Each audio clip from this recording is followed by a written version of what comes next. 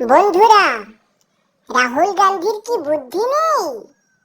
তিনি কি ডিল চেনেন না আর ডিল বোঝেন না?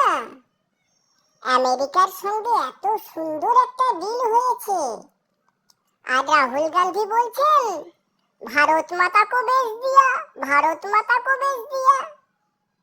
কেউ বলছেন চাষিদের স্বার্থকে বেচে দেওয়া হয়েছে।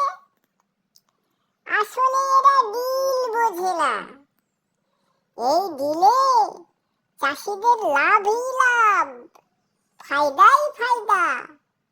একটা উদাহরণ দিয়ে ব্যাপারটা আপনাদের বুঝিয়ে দিচ্ছি। ওই আমেরিকার বড় বড় জমিতে যন্ত্রচালিতভাবে গম চাষ হয়। সরকার অধিক পরিমাণ সাবসিডি দেয় চাষিদের, ফলে গম চাষে খরচ কম হয়। ওই আমেরিকার সস্তা গম যখন ভারতের বাজারে জিরো ট্যাক্সে, মানে বিনা ট্যাক্সে বিক্রি হবে, তখন ভারতের কৃষকদের আর গম চাষের প্রয়োজনই হবে না। চাষিরা আরাম পেয়ে যাবে। কেউ ভাবছেন তাহলে কি আমাদের জমি খালি পড়ে থাকবে?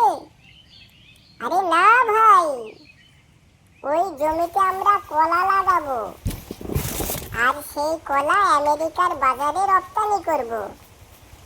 আর আমেরিকা সেই কলার উপর 18% ট্যাক্স বসাবে। তখন আমাদের কলার দাম বেড়ে যাবে, আমেরিকার বাজারে বিক্রি হবে না, ফিরে আসবে। ততদিনে কলা ভালোভাবে পেকে যাবে। তখন আমরা চাষিরা মহা আনন্দে কলা খাবো, কলা।